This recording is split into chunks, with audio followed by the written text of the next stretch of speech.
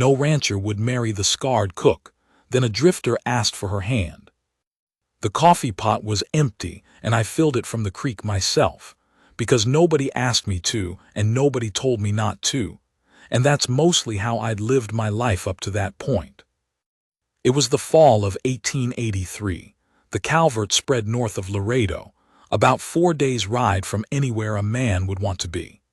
I'd come in with a string of horses I'd bought cheap in San Antonio and was hoping to sell deer to old Emmett Calvert, who kept a working outfit of 40 men and needed remounts the way a fire needs air. Emmett took 8 of the 12, drank with me, and told me I could sleep in the barn and eat at the cook fire for as many days as it took to rest my remaining animals before pushing north. I said that was generous. He said it wasn't. He said I'd earn it. He meant the fence line on the east pasture, 3 miles of posts that needed resetting after a wet summer had heaved the ground and laid half of them over, which was fine. I'd done worse for less. I ate my first supper at the long outdoor table with the hands, and I didn't see her until the second day, when I came in from the pasture at midday with my back already singing from the post mall and my hands chewed up from the wire. She was carrying a pot of beans out from the cook's shed, and I noticed her the way you notice something you haven't been told to look for, sudden and total. The left side of her face carried a burn, old, healed, pulled tight from jaw to temple, pale as tallow against the rest of her brown skin. She set the pot down without looking at anyone in particular and went back inside, and I filled my tin and ate, and the man beside me leaned over and said, without me asking, "That's Della. Don't bother." I asked what he meant, don't bother. He shrugged and said the ranchers in the county had been not bothering for going on 6 years. I let that sit. Her name was Della Crane. I learned the rest in pieces over the following days, the way you learn things on a spread, bits dropped by different men with no effort at telling, just talk filling silence. She'd been cooking for Emmett Calvert for 4 years.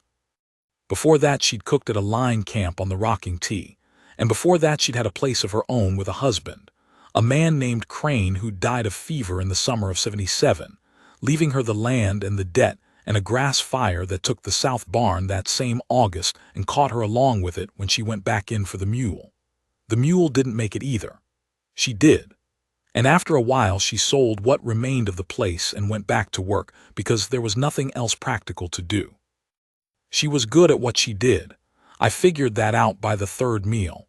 The beans weren't just beans, there was something in them, a depth, like she'd thought about what they needed and given it to them. The biscuits were the kind you remember. There was a beef roast one evening that the hands ate in near silence, which I took to be the highest compliment working men know how to pay. She ran the cook shed the way a good foreman runs a crew, clean, fast, no wasted motion, no tolerance for disorder. She had 2 Mexican boys who helped her, and they moved when she moved and stopped when she told them to stop, and that was that. She didn't talk much. When she did, it was plain and pointed, and she didn't repeat herself. The hands respected her the way men respect something that works and doesn't complain. Nobody gave her trouble. I noticed that too. What I noticed most, though, was this. She never looked at the men when she brought food out. Not evasive, not ashamed, something quieter than that. Like she'd already looked and made her calculation and decided there was nothing there that required her attention. 6 years is a long time to make that calculation every day. You get efficient at it. I didn't try to talk to her that first week. I was there to sell horses, rest horses, mend fence, and move on. That was the honest accounting of my situation. My situation, since it comes up, I was 44 years old, which felt like 60 some mornings. I'd been moving since I was 19, when I left a failed farm in East Tennessee with my brother Court, and we drifted west following work the way water follows a slope. Court had died of a bad appendix in Abilene in '74, and I'd kept going because stopping didn't feel like anything. I'd punched cattle, scouted for the Army a couple of years, run a short freight line between Tucson and Yuma that made a little money, lost most of it on a bad winter, and fallen into horse trading because I had a good eye for horses and no particular gift for anything else. I wasn't broke, but I wasn't much either. I had a good gray gelding named Amos, a sound sorrel mare I was particularly fond of, the remaining 3 horses in the string, a bedroll, a rifle, a decent pistol, and a leather bag that held most of what I owned. I had no land, no house, no people anywhere. There are worse inventories and there are better ones. I wasn't the kind of man women waited for. I knew that plainly. I was rangy and sunburned, dark and quiet in a way some men read as sullen, and I'd been alone long enough that the ordinary social machinery had gotten rusty from disuse. I could go 3 days on a trail without saying a word to anyone and not notice until the 4th day. That's not a quality that recommends a man. So I wasn't calculating anything when I started watching Della Crane. It wasn't that kind of watching. It was more like, here is a person doing their work well in a situation I understand, and I find that interesting to observe. The way you watch a good blacksmith, the intention in the hands, the economy of it. On the 6th day, I came in early from the pasture, mid-afternoon, because I'd run out of wire staples, and the supply wagon wasn't due until the following morning. The cook shed was quiet. She was alone in there, sitting at the end of the plank table with a cloth and a small knife, working on something. I stood in the doorway, I wouldn't walk into a woman's kitchen unannounced, and asked if there was coffee left from midday. She looked at me, not the quick dismissal she gave everyone else, a real look measuring. She said there was, it was cold, and she pointed to the pot on the shelf. I said cold was fine. I'd been drinking creek water for 6 days, and coffee was coffee. She almost smiled at that. Not quite, but something moved in her face near the eyes. I poured the coffee, which was indeed cold and strong enough to tan leather, and I drank it standing up near the doorway because I wasn't going to invite myself further in, and then I thanked her and left. That was all of it. But she looked at me, and I kept thinking about that, which told me something I wasn't sure I wanted to know about myself. The next day I finished the staples and the fence line and came in sore and filthy, and I washed up at the trough and sat at the supper table, and she brought out the food. Pork this time, and roasted sweet potatoes, and something I couldn't identify at first that turned out to be chilies dried and reconstituted in a sauce that had enough heat to wake a dead man up. When she set it near me, I said, without thinking about whether I should, that the smell of it reminded me of a place in Tucson where I'd eaten the best food I'd ever had in my life. She stopped. She said, "What place?" I told her a small building off the main road, a woman named Senora Archuleta who cooked for 8 tables and no more. And Della Crane looked at me with an expression I hadn't seen on her before, and said she'd worked in that kitchen for 2 years before she came to Texas. I just sat there. She said Senora Archuleta had taught her the chili sauce. I said it showed. She carried the pot to the end of the table and she went back inside, but there was something different in the way she moved. Not looser exactly, more present. Like a door that had been shut most of the way, was now only mostly shut. We talked after that. Not at meals, where there were 40 men and no privacy and no room for anything but efficiency. But she was up before anyone else to start the fire, and I had gotten into the habit of being up early, and some mornings I would bring the wood in from the stack. She had the boys for it, but they didn't come on until sunup, and she would have coffee on, and we would stand in the early dark before the full weight of the day landed on either of us, and we would talk. She talked the way she worked. No waste. She said things that were true and didn't ornament them. When she didn't know something, she said she didn't know and didn't pretend otherwise. When she had an opinion, she held it lightly enough to let you push on it without her getting her back up. That's rare. In my experience, that is genuinely rare in people. She told me about her husband, who had been a good man. She said not perfect, but good in the ways that matter, and she had loved him in a straight, plain way, and she still thought about him, And that was fine, that was just what it was. She told me about the fire with fewer words than I expected and no self-pity at all, which hit me harder than grief would have. She said she'd had a long time to make her accounting of it and had made it. She said the mule's name was Ignacio, and she'd called him Iggy, and she still wasn't entirely over him. I laughed at that, so did she. She asked me things too. She wanted to know about the Army scouting, what it was like to read ground for a living, what you looked for. She asked about the freight line and why it hadn't worked, and I told her honestly, it hadn't worked because I'd tried to do it alone when I needed a partner and didn't have the sense to see that until the money was gone. She nodded like that was familiar territory. She asked about Court, and I told her about him, and she listened the way that some people listen, where you can feel them actually taking it in, not waiting for their turn. I told her things I hadn't told anyone, not because I planned to, because she asked direct questions, and I am not, at bottom, a man who lies well. 10 days into my stay, Emmett Calvert had a supper for the ranchers in the county, 6 or 7 outfits, the owners and their sons and a few foremen, all come to talk water rights on the nooses and eat well, and Della put out a meal that would have embarrassed a restaurant in San Antonio. Roasted beef and glazed pork ribs and bread that had risen right, and 3 kinds of pie. I'd watched her and the boys working since before dawn that day, the cook shed running at a different register entirely, faster, more layered, something going on every surface at once. She didn't change her manner for it. Her manner was always the same, but the output shifted, scaled up, and nothing fell through. The men ate and talked loud and drank Emmett's whiskey, and after a while I was standing at the edge of the yard watching, because I wasn't part of their business and didn't pretend to be. I watched the ranchers with their wives and daughters.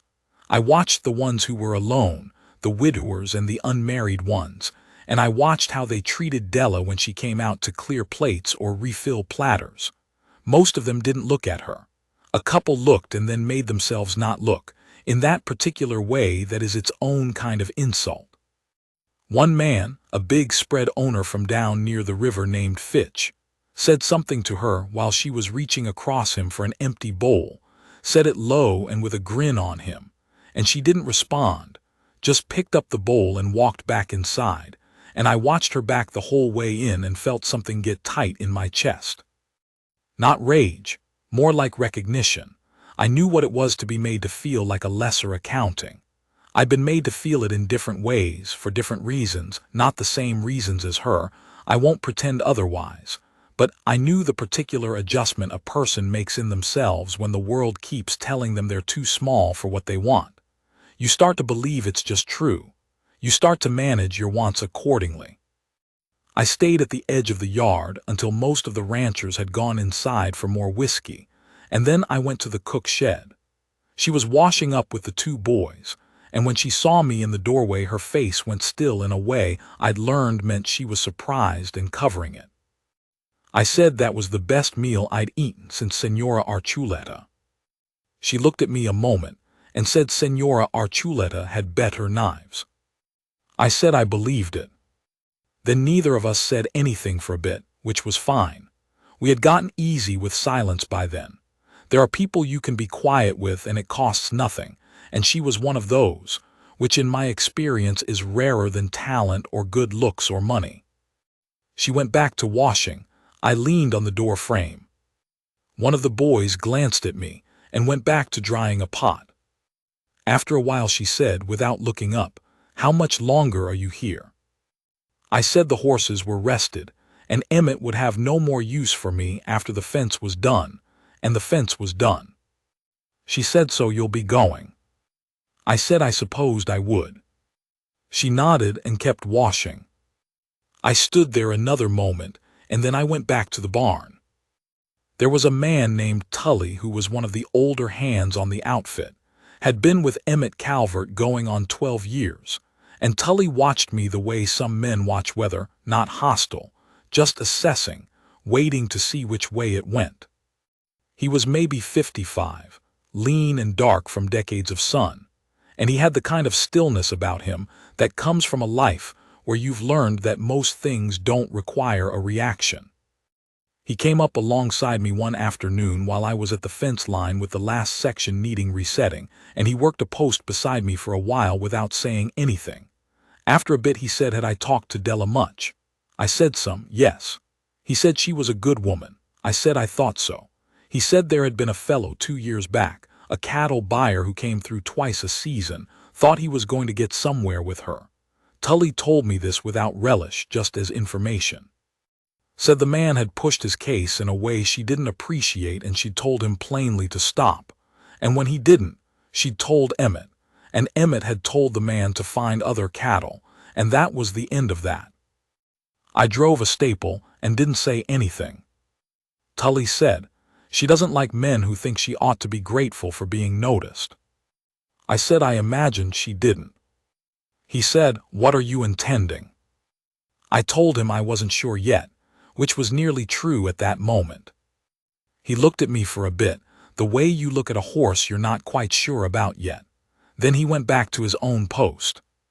2 days later, after supper, he came up and handed me a cup of whiskey without comment, and I took it, and we drank in companionable silence, watching the dark come down over the pasture. I decided I liked Tully. Some men are most of what they are in what they don't say. I had a difficult week in that second stretch, not related to Della. One of the horses I'd brought in, the youngest of the string, a bay 3-year-old I'd been particularly optimistic about, went lame on the off hind, and when I checked it closely I found what I'd missed when I bought him. A problem in the hock that wasn't new, just skillfully disguised by whoever had sold him to me. A man named Chesak out of San Antonio who had a reputation I now revised downward substantially. It was a loss I couldn't entirely afford, and it sat on me. Not just the money, the failure of judgment. I had thought of myself as a man with a good eye for horses, and here was evidence of the limits of that. I was short with one of the Calvert hands who asked me something reasonable, and then was sorry for it afterward, and went and said so, which the man seemed to find confusing since I gathered apologies weren't common currency in that outfit. The morning after the lame horse diagnosis, I came to the cook's shed early, and I was not good company, and I knew it, and I thought about not coming, and then came anyway because the honest truth was I wanted to be somewhere I didn't feel bad about being. She had the fire going and handed me coffee without comment. I told her about the bay, the whole of it, including that I'd missed the signs and what that cost me. I didn't angle it or soften the edges. She listened. When I was done, she said, "What would you have needed to see it?"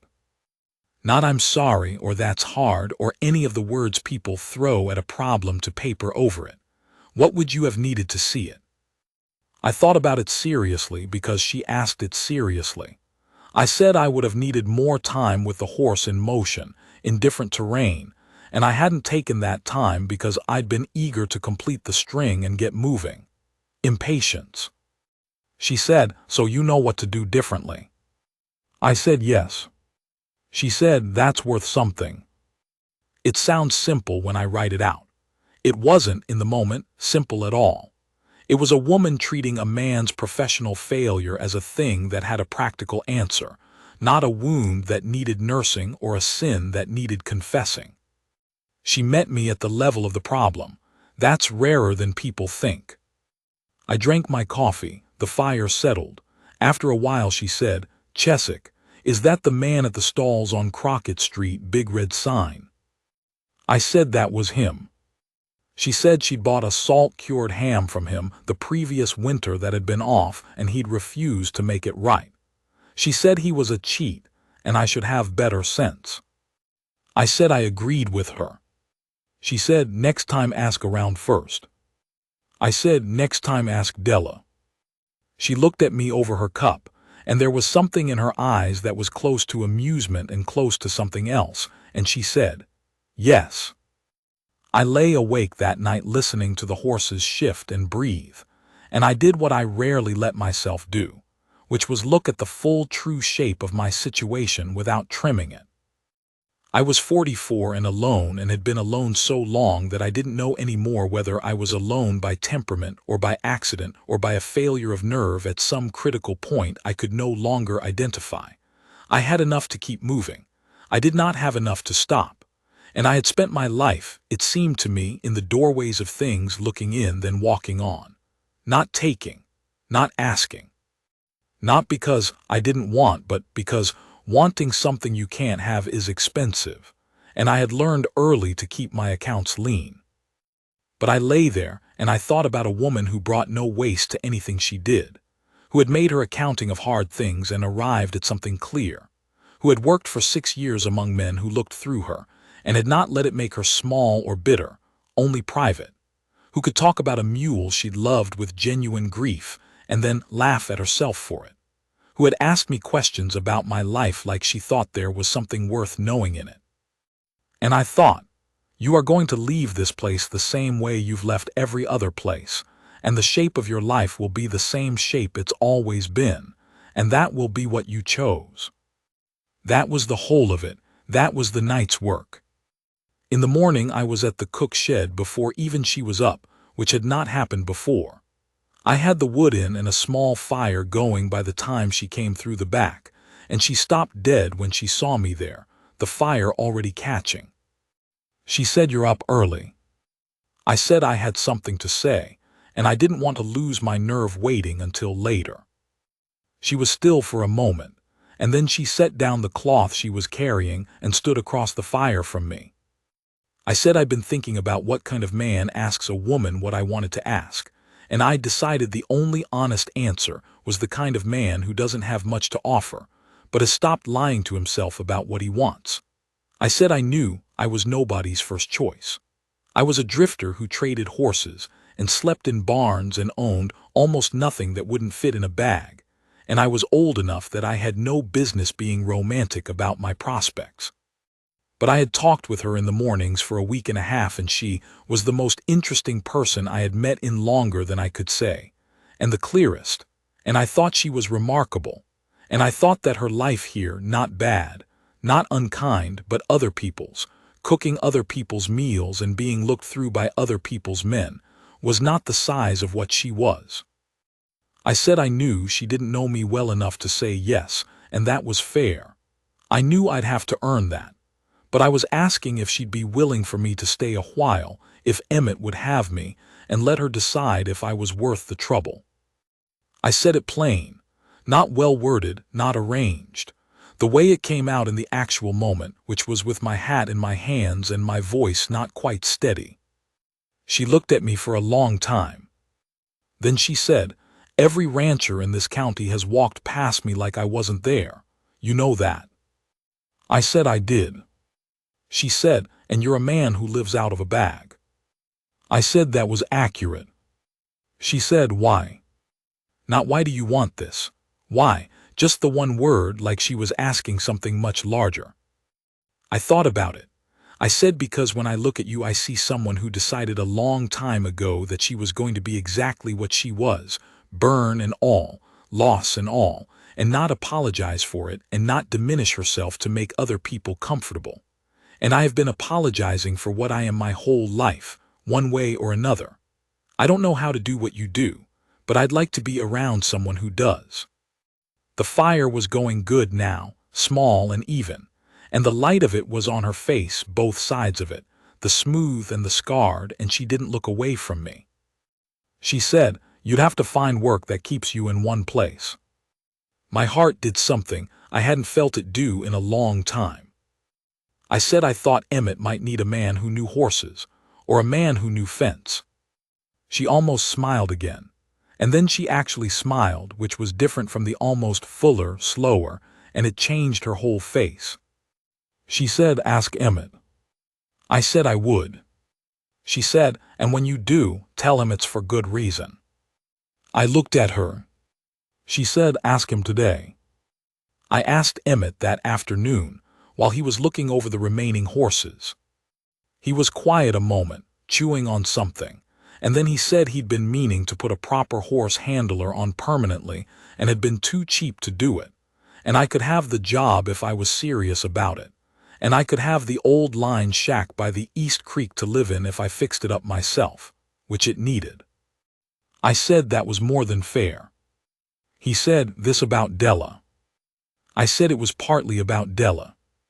He said, "She's a good woman, ran off 4 men who weren't worth her. You do well not to be the 5th. I said I intended to do well. He shrugged and said I could start with the Gray and the Sorrel and the other 3 I had left, and he'd introduce me to the Remuda in the morning. I didn't tell her how it went that evening. I didn't need to. She came out with the beans, and when she set the pot down near where I was sitting, she stopped just a moment longer than she needed to, and I looked up at her, and she looked at me, and there was something in her face that was not quite hope but was not far from it, more like a door that had swung the whole way open. I nodded once. She went back inside. The man beside me said, "You talking to Della now?" I said I supposed I was. He chewed that over and said, "Huh." I ate my beans. The night before I asked Emmett, I sat in the barn with Amos, my gray, who had been with me 11 years by then and had seen me in most of the states a man can be in, and I talked to him the way I sometimes did when there was nobody else, which was plainly and without performance. I told him I was going to try to stay somewhere. He put his head down and went on eating, which I took as neither endorsement nor objection. Amos had always been a horse of few opinions about my life choices. I had one moment of true cold doubt sitting there. It came on me sudden and physical, like stepping into creek water. What if I was wrong about her? What if what I'd read as interest was just kindness, or what I'd read as real conversation was just loneliness, or what I'd mistaken for the beginning of something was just a woman being civil to a man who happened to bring her firewood?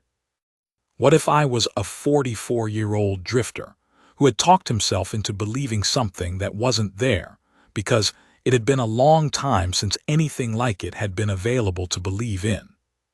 I sat with that fear for a while. I let it say what it had to say. Then I thought about her saying, "Ask him today." The way she said it, not hypothetically, the specific weight of it. I got up, brushed the hay off my trousers, and went to bed. We didn't rush it. I moved into the line shack and spent 3 weeks making it livable, which meant new daubing in the walls, a repaired roof, a stove that didn't backsmoke, and a floor you could walk on without putting your foot through. She came out one afternoon to see how it was going and stood in the doorway and looked at what I'd done.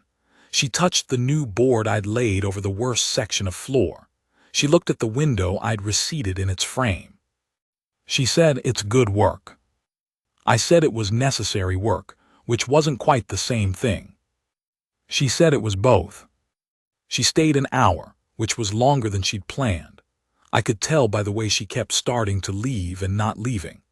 We talked about the shack and then about the Remuda, which I was getting to know horse by horse, and then about a mare I thought had a problem in her left front she was compensating for and nobody'd noticed, and Della listened to all of it with the same quality of attention she gave everything, and before she left she said to tell her how the mare came out.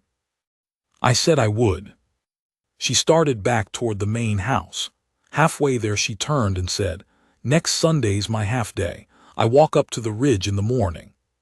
You could come if you wanted." I said I wanted. She nodded and went on. We walked up to the ridge that Sunday and the one after and the one after that.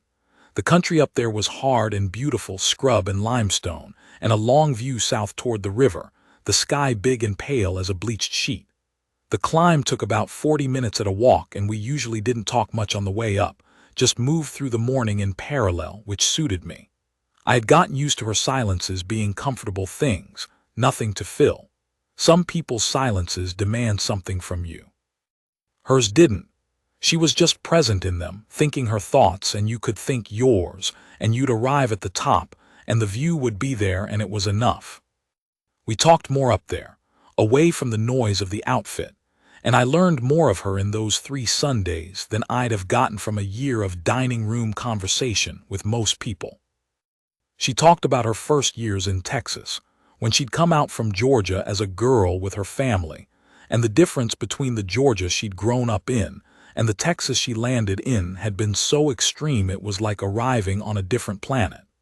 She talked about the things she'd taught herself to cook when her mother died, and she had to feed the family at 15. She talked about meeting Crane at a dance in Uvalde and thinking he was the most serious young man she'd ever seen, which had attracted her, because she was serious too, and lightness had always seemed to her like a way of not meaning what you said. She asked me about the Army scouting, what it was like to read ground for a living, what you looked for. I told her it was mostly about knowing what didn't belong, the displaced rock, the broken branch at the wrong height, the grass pressed where the wind couldn't account for it. You learned the baseline of a piece of country, and then you read what deviated from it. She listened to that with more attention than I expected, then said that was how she thought about a kitchen. You learned what every component smelled and looked like when it was right, and then you could catch when something had gone wrong before anyone else did, sometimes before it had fully gone wrong yet. I hadn't thought of it that way. I kept thinking about it after, on the walk down. She asked about Court. I told her about him, that he was the talker between us and I was the quiet one, and how after he died I realized he had been doing work I hadn't even noticed, filling in the social machinery of ordinary days that I didn't know how to do myself. She listened and then said, I think people often don't know how much they depend on someone until after. I said that was exactly right. She said it quietly, like she'd learned it more than once. She asked me about Tennessee, about my father who I didn't talk about much. She asked me what I missed most about having a place, and I told her honestly, not the land. I wasn't particularly attached to land, but a window I could look out of in the morning and know what I was going to see. Familiarity. The specific. She said that's what I missed too, after the fire. It was a long time before anything felt specific. I said I thought I understood that. She said, I think you do. The third Sunday we sat on a flat rock near the top of the ridge and watched a hawk work a thermal, riding it up in long, slow circles without moving a feather. She was sitting close enough that her shoulder touched mine, and neither of us moved away. The hawk reached the top of its circle and tilted and was gone. After a while she said, I used to think I'd gotten exactly as much life as I was going to get, that what I had left was just maintenance, keeping things running. I said I'd thought the same thing. She said, and now? I looked at her. The scar on the left side of her face in the morning light, the clear brown eyes, the set of her jaw that was just exactly what it was, a woman who had not been ruined by the things that had tried to ruin her. I said, now, I think I was wrong about that. She held my gaze for a moment, and then she leaned her head against my shoulder. Just that. Quiet and plain and certain, the way she did everything. The sun was warm on the rock and the hawk was gone and the outfit was far below us, and there was nothing to do for the moment but be exactly where we were. I put my hand over hers where it rested on the rock. We stayed up there a long time. I proposed to her in October, about 6 weeks after I'd moved to the line shack. Not on the ridge, in the cook shed, early morning, same as the first time I'd told her something I needed to say. I thought that was the right place because that was where we'd started. I had a ring I'd bought from a Spanish silversmith in Laredo on my last supply run, not fancy, a plain band with a small stone worked into it, and I'd looked at it for an hour before I bought it and thought, she's not a fancy woman and this is not a fancy man. This is what there is. She was at the table when I came in, not yet to the fire, and she looked up. I put the ring on the plank table between us. She looked at it for a moment. Then she picked it up and held it in her palm, turning it in the early light. She said, you didn't ask. I said the fact of my being here seemed like the question. She said, ask. I said, Della, will you marry me? She put the ring on her finger. She looked at it there, on her hand, on the table in the first light, and she was quiet for what felt like a long time. Then she looked up at me across the table and said, yes. Not embellished, not performed. Just yes, the whole word with the whole weight of what it meant behind it. I reached across the table and took her hand, ring and all, and held it. Her hand was calloused and strong and warm. We sat there in the quiet before the fire needed to be started and the boys came on, and the day fell on us with all its noise and necessity. And I thought about all the doorways I had stood in my life and walked away from, and how at some point you have to stop being the man who leaves and become the man who stays, and how I hadn't known until now what it would take to make me into that man. It took her, that's the plain of it. We were married in December, a cold, bright morning. A circuit preacher named Fowler who came through the county twice a year and had married half the county's second marriages. Emmett stood up for me. One of the Mexican boys, the older one, Tomás, stood up for her. He cried, which surprised me. And then when I looked at Della, she was very carefully not looking at him, which told me she'd known he would and had prepared for it. Afterward there was food, which she had made herself because of course she had, and whiskey. And the hands came through and shook my hand with the particular seriousness of men who approve of something but won't say so at length. A couple of the ranchers' wives who'd come to the ceremony were warm to her in a way that hadn't been the case before, and I watched that and thought, remarkable what a ring on the right hand does to a county's social arithmetic. Della noticed it too. Later, when the guests had gone and we were cleaning up, she said without any bitterness, just as a statement of fact, "I've been here 4 years and Mrs. Harlow never said 2 words to me that weren't about the food." I said Mrs. Harlow had missed out. She said yes, she had. And then she handed me a pot to dry, which was not exactly romantic but felt like the beginning of something real and daily and good. The winter we married was a hard one. A norther came through in January and held for 3 weeks, temperatures that froze the water in the trough overnight and killed 2 of Emmett's older horses despite being blanketed and kept in. I was up at 3 most of those mornings checking the remuda, moving water, watching for signs of distress in the animals, and Della was up with me more nights than I asked her to be, bringing coffee out to the barn in the deep cold with her coat over her nightclothes and her breath making clouds. I told her one night that she didn't have to do that, I was fine. She said she wasn't doing it because I wasn't fine. She was doing it because it was cold and she was awake and the coffee was already made. I said that was a reasonable distinction. She handed me the cup and looked at the horses in the lamplight, taking them in the way she took in everything she cared about thoroughly, without performance, filing it away. After a while she said, "The bay mare's shivering still." I said I knew, I'd packed her tighter, she'd be all right once the sun came up. She said, "I'll bring more blankets from the shack." I said that was her good quilt. She said, "The mare needs it more than the bed does." She went and got it. The mare made it through, and I spent a good part of that winter sleeping under a quilt that smelled faintly of horse and didn't say a word about it. That's a particular kind of woman. I don't know how else to name it. The kind who gives things without making you account for them. The Line shack was not a grand house. It had 4 rooms by the time I finished working on it. I added a second room in the spring, then an enclosed porch the summer after. She brought things from the cook shed that were hers, a box of spices, a particular cast iron pan, a small framed image she'd kept above her bunk, and set them into the shack one at a time, and each one changed it in some way I couldn't name, made it less temporary. The mare with the bad front foot, I was right about her. I caught it early and worked with her for a month, and she came out of it clean, and Emmett was pleased, and word got around that the man at Calvert's had a good eye for horses, and before long other outfits were sending animals to me for assessment and training, which meant I wasn't just a fence mender or a basic hand but something with a specific use, and that changed how the county read me. I was 44 years old, and for the first time in my adult life I had a name that meant something to the people around me. I don't say that to brag.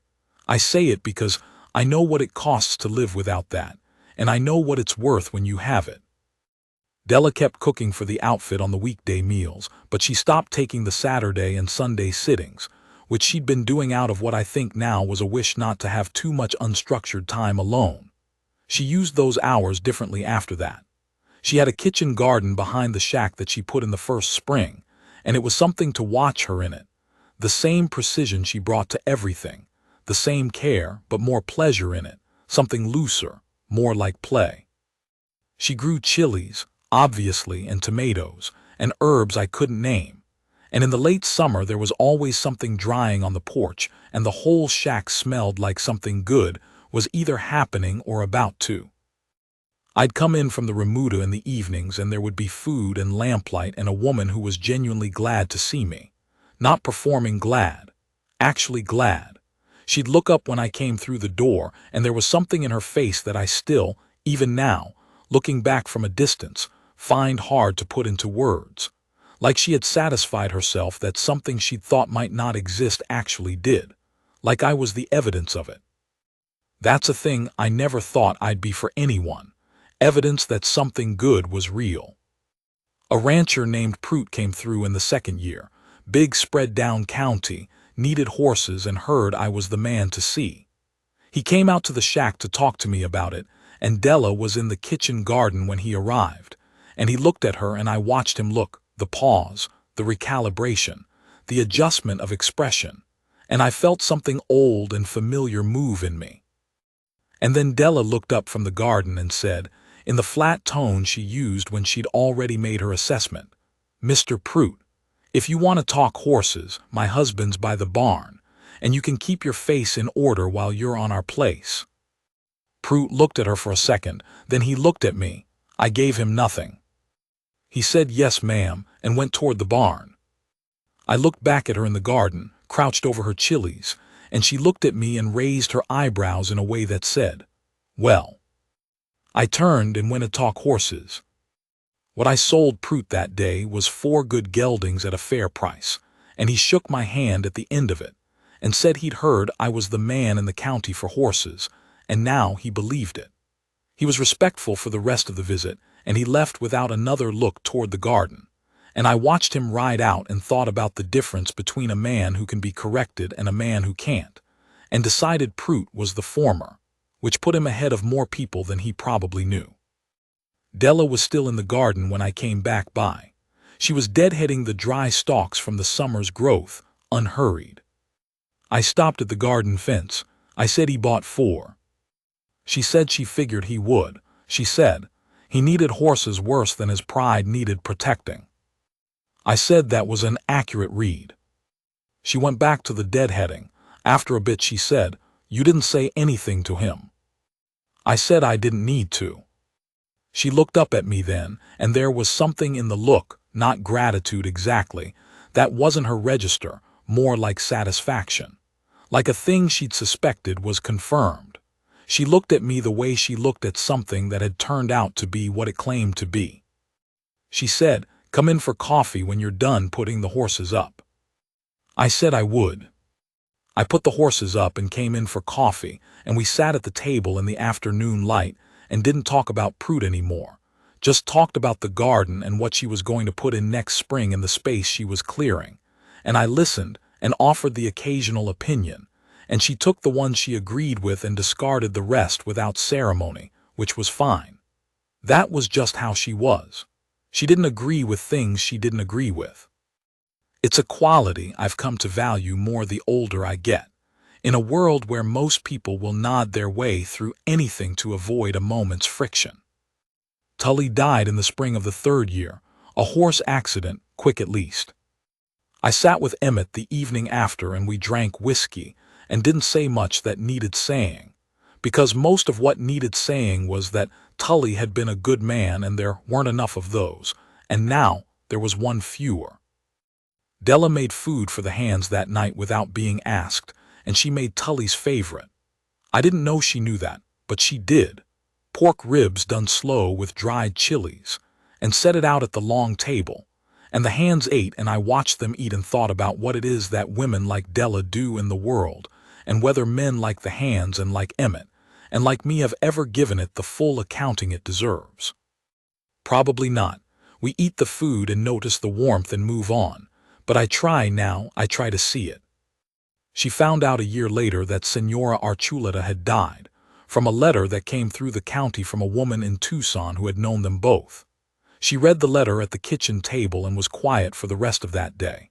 And that evening she made the chili sauce. Just made it, without explanation. And we ate it, and she didn't say anything about Senora Archuleta, and I didn't ask. Some things you hold privately and other people have the sense to let you. We don't have children. That's a thing that happened a certain way and then didn't happen, and we've made our accounting of it. The way she makes her accounting of hard things thorough and clear, and without pretending it's nothing, and then you go forward. The spread of our life hasn't suffered for the size of the family in it. We are enough, as it turns out. Two people who each thought they were done being enough. I'll tell you what I know about it now, what it is, what it amounts to. I spent the better part of 25 years believing I was meant to be in motion. That settling down was a thing other men did, men with different constitutions, more suited to the particular weights that came with staying. I told myself that story so often and so long that I stopped noticing I was telling it. It just became the shape of my life, the given, the thing I didn't question. What I didn't know, what I had no way of knowing until Della, was that I hadn't been in motion because of my constitution. I'd been in motion because I hadn't found the thing worth stopping for.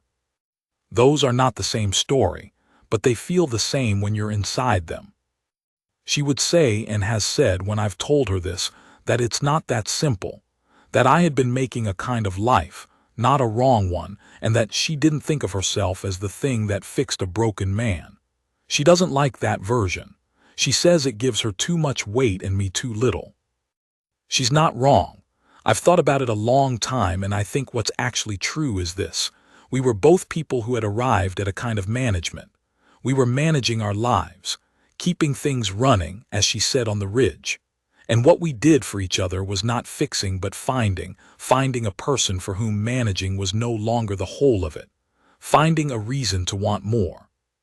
There's a version of a man's life where he moves and doesn't stop, and he tells himself it is freedom, and for a while it might even be. But at some point, the moving stops being freedom and starts being avoidance, and the gap between those two things is where a man can spend years without knowing it. I was in that gap a long time. I had the good fortune of finding my way out, and the shape of the door was a woman in a cook's shed on a cold morning who looked at me like she thought there might be something there worth knowing. That's more than most men get, I know that. I have known it every day since. The cook's shed still has the plank table, and she still makes that chili sauce, and I still think it's the best thing I've ever eaten in my life. And Senora Archuleta is still somewhere in Tucson, not knowing she is the reason two people who had no earthly reason to find each other managed to have a common thread to pull on. There's something almost funny in that, and something that isn't funny at all. Our window looks east. In the morning the light comes in level and gold and falls on the floor and the table, and on her face when she's already up and I'm still sitting with the first coffee. She'll be doing something, reading, or shelling something from the garden, or just thinking in the quiet way she thinks. And then she'll become aware that I'm watching her and she'll look up. And she'll look at me the way she's always looked at me, which is like I am a person who is exactly where he's supposed to be. That's the whole of it, that's everything,